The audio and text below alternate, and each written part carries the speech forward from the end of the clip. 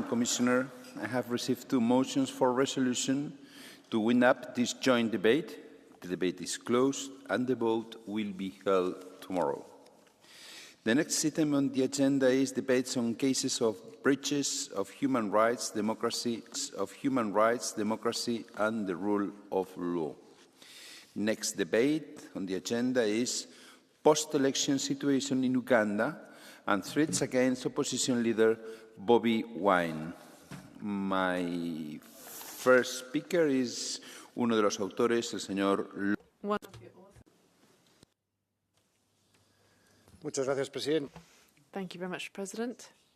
In Uganda, the full subversion of democratic standards, abuse, severe restrictions on civic space, widespread intimidation of opposition figures, fraud, violence, and a nationwide internet blackout. How is it possible that the main opposition candidate, Mr. Bobi Wine, could have been sieged by the military in his house and his family and his wife assaulted by government forces? All of this to guarantee a seventh term in office of Yoweri Museveni. It is just unacceptable, and Europe cannot accept this. I must thank all the political groups that we have convened and made a consensus about this. This is, of course, not just about Uganda. It's about supporting the hundreds of millions of Africans who seek freedom, who seek the right for their voices to be heard, who seek their fight for progress and dignity, but are not allowed to do so through violence and oppression. For decades, this European Union has been engaging with our African partners to try to support free and fair elections. I have myself participated in electoral observations on the continent, and I'm very much aware of the challenges. But we need to do more. We have the means to do more, because today it is Bobi Wine in Uganda. Last year it was Tundu Lissu in Tanzania. And next year it might be Alberto Costa Jr. in Angola. Opposition leaders are being persecuted, elections are being stolen, and we cannot allow, as Europeans, continually to close our eyes, and especially our governments who are making economical dealings with the government of Uganda. Commissioner, the Council has to hear high voice and the opinion of this Parliament about these very tragic circumstances that are happening in Uganda. Thank you very much. Señor López Istúriz, my second speaker is another author, Mr. Hayde. Thank you, Chair. Dear Commissioner, ahead of the elections, Bobi Wine was cheered by tens of thousands of Ugandan voters wherever he appeared in the country. Now, after the elections, he is under siege, and tens of thousands of citizens took the streets, this time in protest. The post-election situation in Uganda shows a systematic assault on fundamental rights. President Museveni's 7th term followed elections that failed to meet democratic standards, preceded and followed by mass arrests, violence, attacks on journalists, the shutdown of civil society, an internet blackout, and killings of unarmed civilians. The harassment of Bobi Wine, his family and members of the National Unity Platform is unacceptable. The European Union must act consistently to end immediately all violence, threats and the arbitrary detention of opposition politicians and their supporters. We must review our cooperation with Uganda and firmly support civil society, journalists, human rights and LGBTIQ+ defenders, as well as the democratic opposition. Mr. Hayde. Mr. Otgen is as well an author. Thank you, President, Commissioner, colleagues. What happened on January 15th in Uganda, the so-called elections, were not an election. They were a military operation, and the facts confirm it. Soldiers, acting on direct government orders, raided the home of opposition leader Bobi Wine, assaulted his family and forced the family into exile. Opposition supporters were arrested, disappeared or were killed, including Mesa Kokelo, who was fatally shot while attending a peaceful rally. We are deeply alarmed by reports that the regime has publicly threatened to kill opposition leader Bobi Wine. All these are not isolated incidents. They are acts of terror which are meant to silence an entire opposition. We call for the immediate and unconditional release of all political prisoners, an end to military trial of civilians, full accountability for the crimes committed and a real electoral reform. Today, we as European Parliament say clearly, we stand with Bobi Wine, Uganda's opposition and civil society, and all those who risk everything to demand freedom. Thank you. Thank you very much, dear colleague. Mr. Froelich is an author as well. Herr Präsident. Thank you, President. Idi Amin, former dictator of Uganda, said that he can't guarantee free speech. Critics of the of what's been happening in Uganda really can show that Uganda is an example of post-colonial area. The opposition is suppressed, and between 2020 and 2024, millions of euros were spent to ensure governance in Uganda. This has led to reactions, and in the end, this is just wasted money. We should focus development policy on economic growth and infrastructure, not just on exports. That will give us access to resources. That's a win-win situation. That's the best way of dealing with it. Thank you. We jump into the second part on behalf of the EPP group, Mr. Schenk. Herr Präsident, liebe President, colleagues. Well, to talk about Uganda is uncomfortable, but to turn a blind eye is irresponsible. What we say or what we don't say is important. Uganda is in a situation which we cannot possibly ignore. We're talking about citizens who suffer from violence, media that are not allowed to do their work, opposition with a very narrow and ever narrowing political area. So the elections have been characterized by imprisonment and also the removal of the internet, and Bobi Wine, who's had to go into hiding. This is a violation of basic principles. We in the Union want to have partnerships based on human dignity, on freedom, and on the rule of law. Our message, therefore, is absolutely indispensable. We stand on the side of the people of Uganda, not on the side of political repression. Power without legitimacy is fragile. Stability with no freedom is fragile too. So we need to make sure that we protect human rights. Thank you. Mr. Bullman, you have the floor on behalf of the Socialists and Democrats group. Herr Präsident, Frau President, Commissioner, please allow me to read a social media post, to quote it. 22 NUP terrorists since last week. NUP steht für National Unity. NUP is the National Unity Platform. That's the opposition party. I continue to quote. The 23rd is Kabobi. Kabobi steht für Bobi Wine. Kabobi is Bobi Wine, the leader of the opposition and the candidate for the presidency. That quote is from the son of the president. He's also head of the Ugandan army.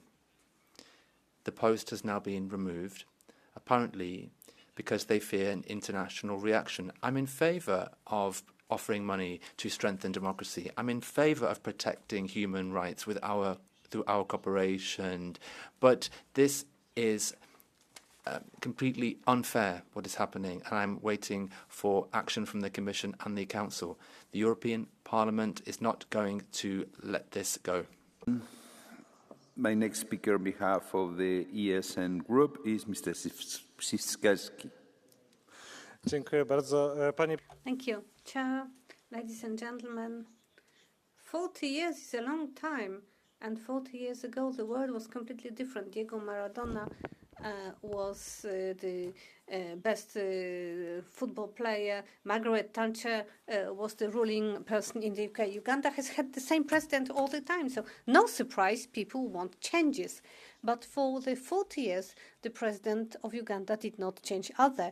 He rules with the same methods all the time. And this shows the divergence between what we're talking here, where we condemn the behavior of authorities, and that we make business with Uganda.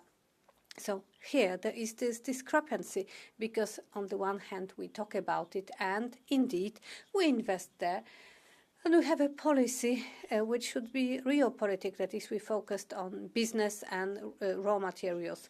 The violence obviously has a very dark side to it, and we should condemn what's happening there. On the other hand, foreign policy should be about caring about our own interest. Thank you. Much, dear colleague.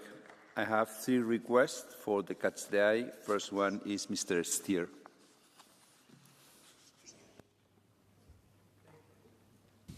Thank you, Mr. Chairman.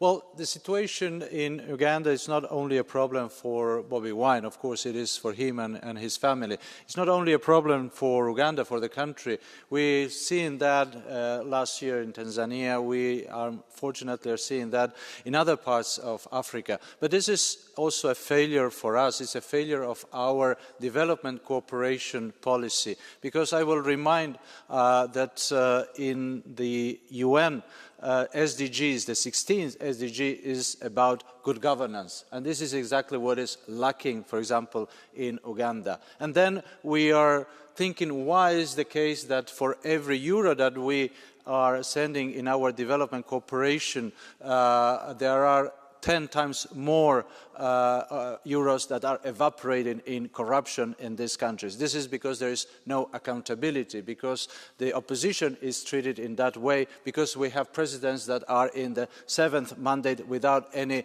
checks and balances. This is a failure also of our development cooperation policy. Thank you. Muchas gracias, señor Stier. Señor López Aguilar.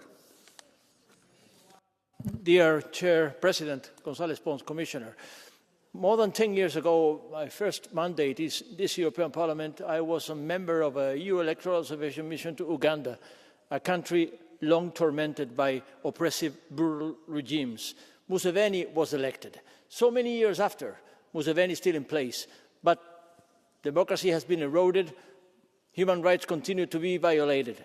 I had the opportunity to check the importance and the weight of EU diplomacy on the spot in Uganda.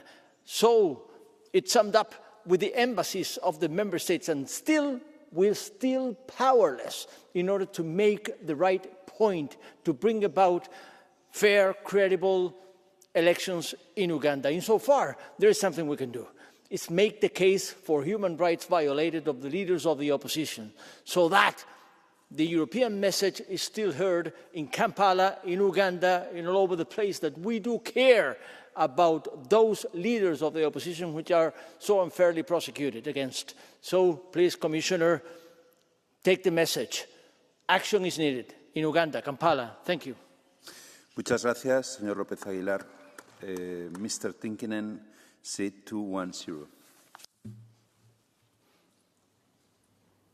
Mr. President, Uganda's president, who has been in power for more than 40 years, has placed the only credible opposition candidate under house arrest.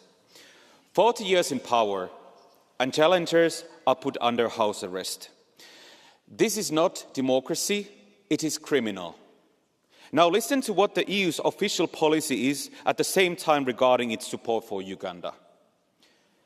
The EU cooperates with Uganda to promote the country's green transition, support sustainable and inclusive job creation and investment growth, and strengthen democratic governance that advances social inclusion and human rights. It seems the support policy has not been very successful. The EU must now decide whether we want to continue financing these regimes that laugh at our declarations with gold teeth flashing, or is it time to adopt a new mantra for development aid as well? Here we draw the line. Thank you. Thank you very much, dear colleague. Madam Commissioner, you have the floor.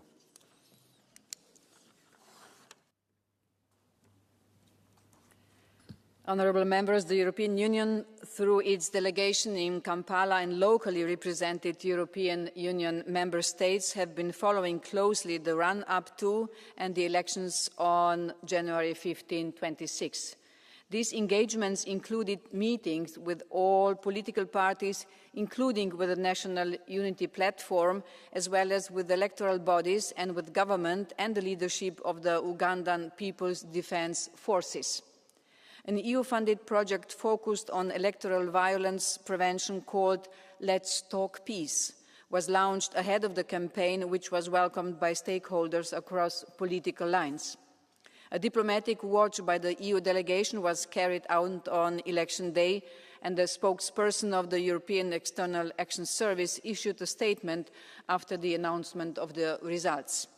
As mentioned in the statement, we share the findings of the preliminary statement of the African Union COMESA IGAD Joint Observation Mission as regards the involvement of the military in the electoral process, which is contrary to the Ugandan 1995 constitution.